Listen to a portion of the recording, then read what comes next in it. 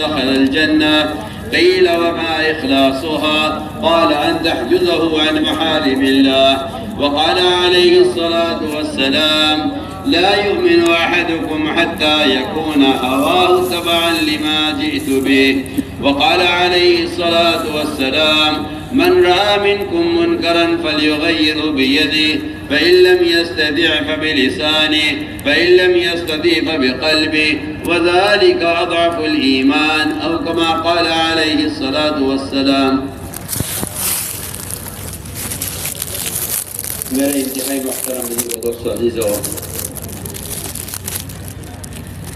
اللہ رب العزت نے کائنات کو امتحان کی جگہ بنایا ہے.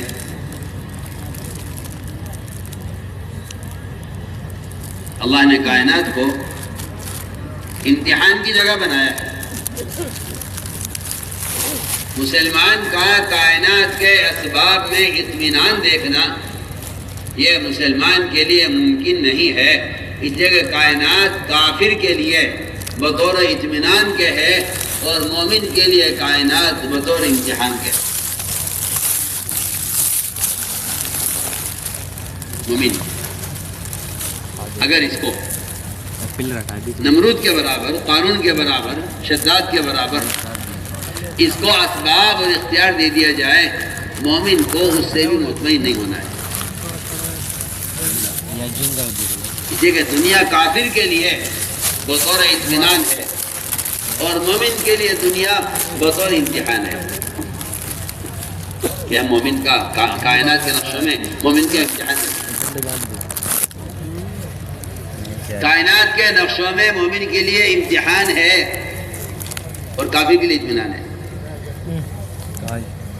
اللہ نے فرمایا قرآن میں ایک آواز سنائی گی ان الذين لا يرجون لقاءنا ورضوا بالحياة الدنيا واطمأنوا بها. جن اللہ کو نہ ماننے والے، جن کو اللہ سے ملنے کی کوئی امید نہیں ہے اور وہ دنیا کی زندگی سے روز راضی اور خوش ہیں. فرماتے ہیں کہ اللہ نے فرمایا کہ یہ لوگ اپنی دنیا سے پوری طرح مطمئن ہیں. عجیب حدیث ہے. اللہ جبرائیل جب کوئی مسلمان نیک بندہ مجھ سے دعا مانگے تو جبرائیل اس کی حاجت پوری مت کر. اس کی حاجت پوری مت کرنا بڑی عجیب و غریب بات ہے. جب کوئی میرا نیک بندہ مجھ پر ایمان لایا، میں رسول پر ایمان لایا، نماز پڑھتا ہے، روزہ رکھتا ہے، حج کرتا ہے، زکوٰۃ دیتا ہے، بڑا دیندار آدمی ہے، اگر وہ دعا مانگے اور مجھ سے کسی حاجت کا سوال کرے تو جبرائیل اس کی حاجت پوری مت کرنا.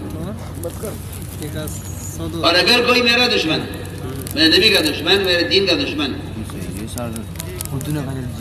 اگر وہ کوئی دعا مانگے اور دعا میں مجھ سے کسی حاجت کا سوال کرے تو اس کی دعا کے شروع ہوتے ہی اس کی حاجت پوری کر دیں. یہ بہت ہی آپ سے ضروری بات کرتا ہوں. مسلمان اس پریشانی میں ہے،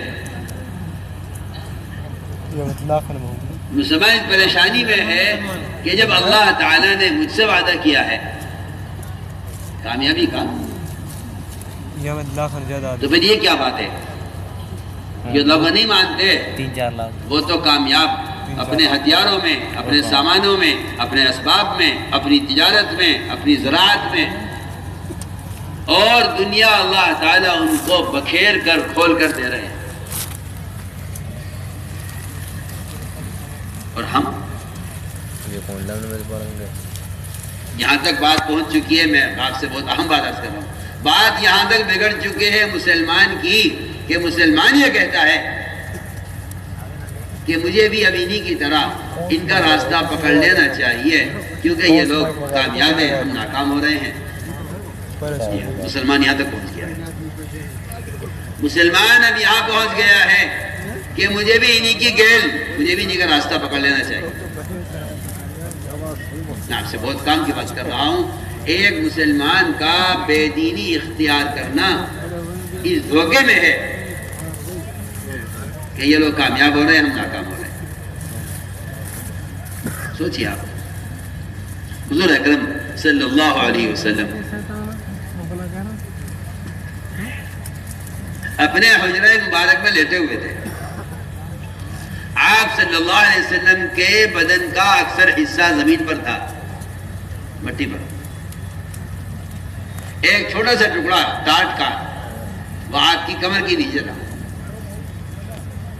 وہ ٹاٹ اتنا موٹا تھا، اس کے نشانات آپ کے جسم پر پڑے ہوئے تھے. عمر رضی اللہ بیٹھے ہوئے تھے. حضرت عمر کو دیکھ کر آنکھوں میں آنسو آ گئے. حضرت عمر نے کہا کہ یا رسول اللہ کیا بات ہے؟ یہ قیصر کسریٰ، یہ اللہ کے رسول کے دشمن، یہ تو باغات میں اور ریشم و دیباج کے بستروں میں، اور آپ اللہ تعالیٰ کے پسندیدہ بندے، سارے انبیاء کے امام. میں آپ کا بستر دیکھ رہا ہوں کہ آپ کا بدن مٹی پر ہے، اور ایک طرف کونے میں ایک کھال لٹکی ہوئی ہے بغیر دباغت دی ہوئی، ایک کونے میں کچھ بیری کے پتے ایک طرف پڑے ہوئے ہیں. حضرت عمر رضی اللہ تعالیٰ اس منظر کو دیکھ کر رو دیے. بھیا حضرت آپ میں عمر کیا بات ہے، کیوں رو رہے ہو؟ عرض کیا کہ رسول اللہ آپ اس حالت میں ہیں، اور ان کو دیکھیے، یہ اللہ کے دشمن، اس کے دین کے دشمن، یہ باغات میں اور نہروں میں اور ریشم کے بستروں میں. آپ لیٹے ہوئے تھے، اٹھ کر بیٹھ گئے. آپ نے حضرت عمر رضی اللہ تعالیٰ کا مونڈا پکڑ کے ہلایا، فرمایا خطاب کے بیٹے تو ابھی تک اس دھوکے میں پڑا ہوا ہے. خطاب کے بیٹے تو ابھی تک اس دھوکے میں پڑا ہوا ہے. اولئک حجرت لہم طیباتہم، ارے یہ تو وہ لوگ ہیں کہ جن کو سارے ابدی نعمتیں دنیا میں دینی گئی ہیں. ان کی ابدی نعمتیں دنیا میں ہیں، ہماری ابدی نعمتیں آخرت میں ہیں. میں کہا کرتا ہوں کبھی کبھی، ایک مسلمان کا کسی غیر مسلم کی دنیا کو دیکھ کر رشک کرنا، سننا بھائی غور سے بات، ایک مسلمان کا کسی غیر مسلم کی دنیا کو دیکھ کر یہ تمنا کرنا کاش یہ میرے پاس بھی ہوتی. یہ ایسا ہے جیسے کوئی انسان کوئی بھینس بھوسا یا کٹی کھا رہی ہو اور کوئی انسان اس کے ساتھ بھوسا کٹی کھانے کی تمنا کرے. سوچیے میں کیا بول رہا ہوں.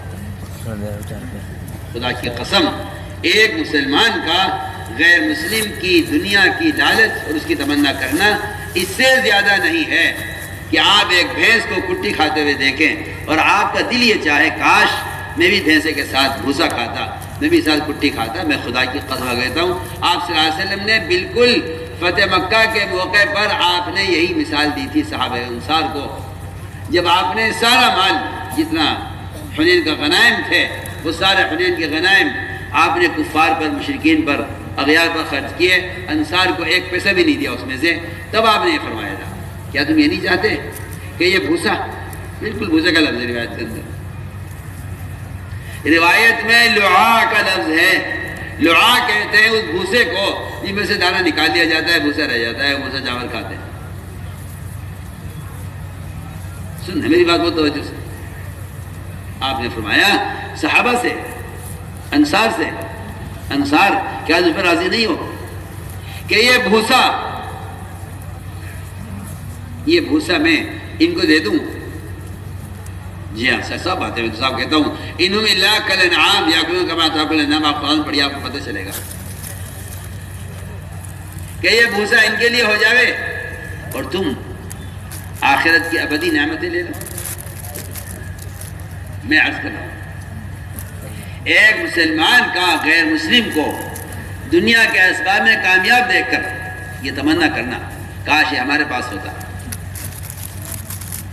تو میں آپ سے کہتا ہوں کہ اپنی بات توجہ سننا، میں بہت اہم بات کر رہا ہوں، توجہ سننا. جب آخرت کو نہ ماننے والا مسلمانوں کی ابدی جنت سے مایوس ہے، تو آخرت پر ایمان لانے والا مسلمان غیر مسلم کی وقتی جنت کی حرص کیوں کر رہا ہے؟ ان میں کتنی میں آسان بات ہے۔ جب آخرت کو نہ ماننے والا مسلمان کی ابدی جنت کی حرص نہیں کر سکتا، لم يدخلوها ولم يدخلوها، کہ نہ داخل ہوگا وہ جنت میں، نہ انہیں جنت کی طمع ہے، ان کی جنت کی کوئی امید نہیں ہے۔ جی ہاں، تو سوچئے تو صحیح میں کیا بول رہا۔ جب ایک اللہ کو نہ ماننے والا مسلمان کی ابدی جنت کی امید نہیں کر سکتا، تو پھر مسلمان ایک غیر مسلم کی وقتی جنت کی حرص کیوں کر رہا ہے؟ میں یہ بات اس لیے کہہ رہا ہوں، میں یہ بات اس لیے عرض کر رہا ہوں کہ مسلمان نے بے دینی جو اختیار کی ہے وہ دنیا کے نقصان کے ڈر سے اختیار کی۔ حالانکہ میں آپ سے بالکل آسان بات شروع کی تھی میں نے، اور آسان بات عرض کر رہا تھا کہ دنیا مومن کے لیے امتحان کی جگہ ہے، دنیا مومن کے لیے امتحان کی جگہ ہے۔ یہاں ہم تمہارا امتحان لیں گے، جو امتحان میں کامیاب ہو جائے گا ہم اس کے لیے ہمارا اس سے جنت کا وعدہ ہے۔ اس امتحان میں جو ناکام ہو جائے گا فرمایا کہ وہ اپنی ہمیشہ کی آخرت کو بگاڑ لے گا۔ تو بات کا خلاصہ یہ ہوا کہ مسلمان کو اس بات کو ذہن سے دل سے نکال دینا چاہیے کہ دنیا ہمارے لیے نہیں، ہمارے لیے دنیا نہیں تھی، ہمارے لیے آخرت ہے۔ تو میں نے عرض کیا کہ مسلمان جو غلط قدم اٹھا لیتا ہے، یہ کاروبار میں سود کی طرف، یہ تجارت میں جھوٹ کی طرف، یہ عدالت میں ظلم کی طرف، یہ معاشرے میں یہود و نصارہ کی طرف، یہ خرچ کرنے میں غیر مسلموں کے طریقوں کی طرف، صرف اس لیے جا رہا ہے کہ اس کے سامنے آخرت نہیں ہے۔ یہ چاہتا ہے کہ میں بھی غیروں کی طرح دنیا میں جنت بنا کر میں بھی غیروں کی طرح دنیا کو جنت بناؤں۔ عجیب عجیب حدیث ہے۔ فرمایا کہ مومن کی مثال، فرمایا کن فی الدنیا کانک غریب او عابر سبیل، تم دنیا میں ایسے ہو جاؤ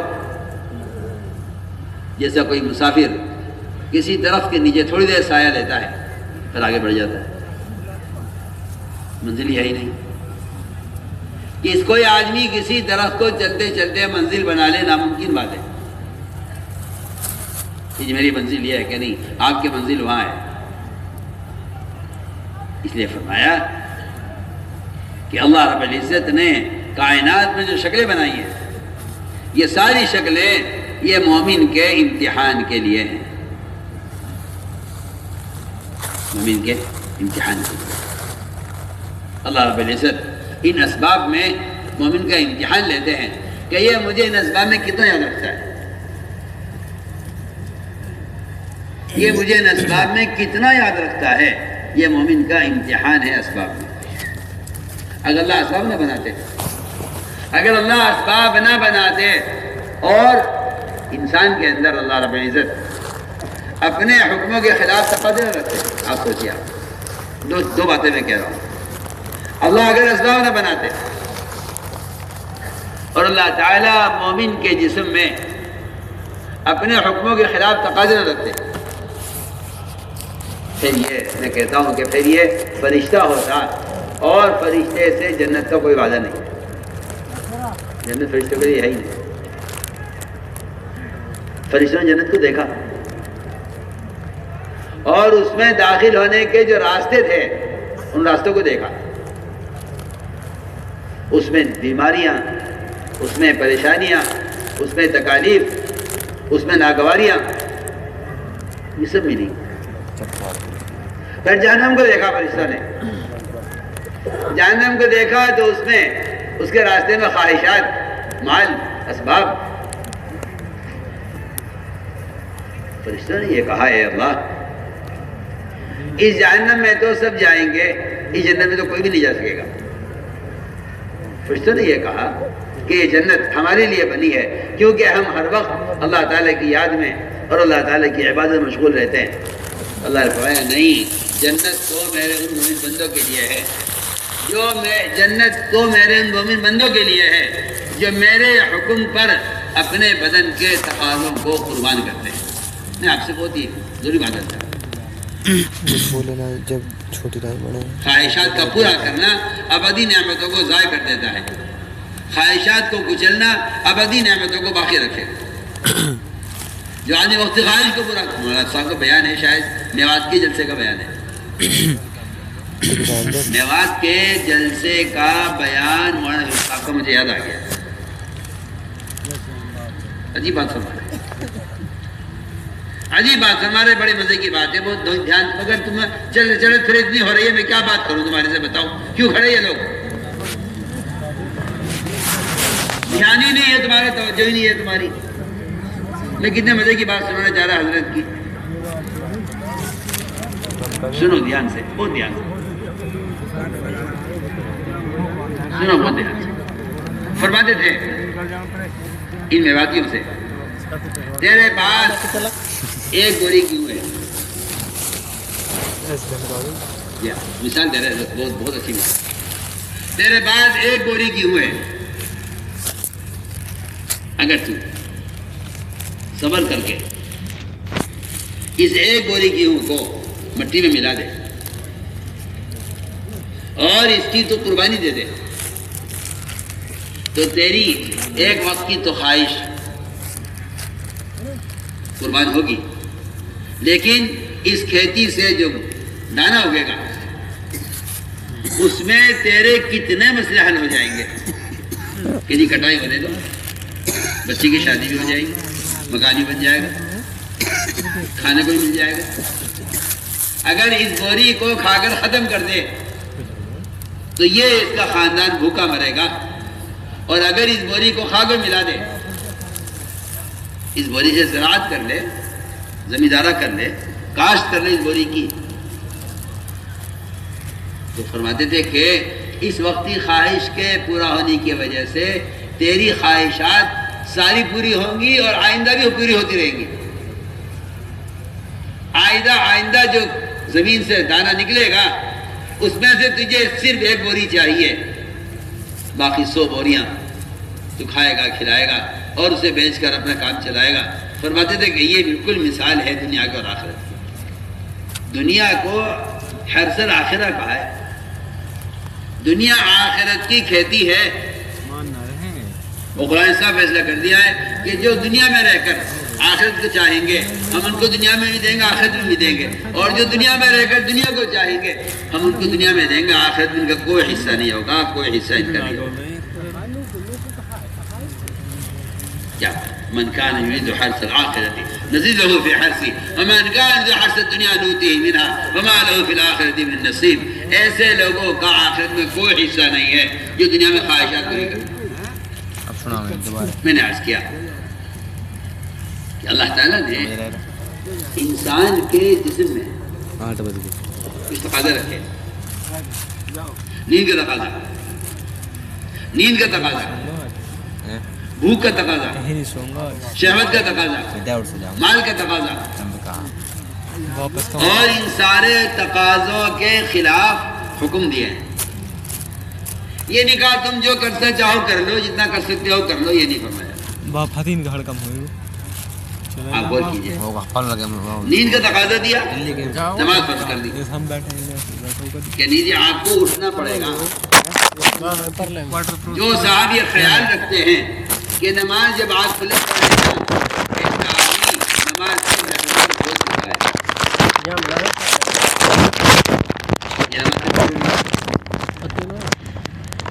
یہ نماز سے محرومی ہے کہ جب آپ کی آنکھ کھلے نماز پڑھ لوں نہیں، آپ کو اذان پر اٹھنا پڑے گا.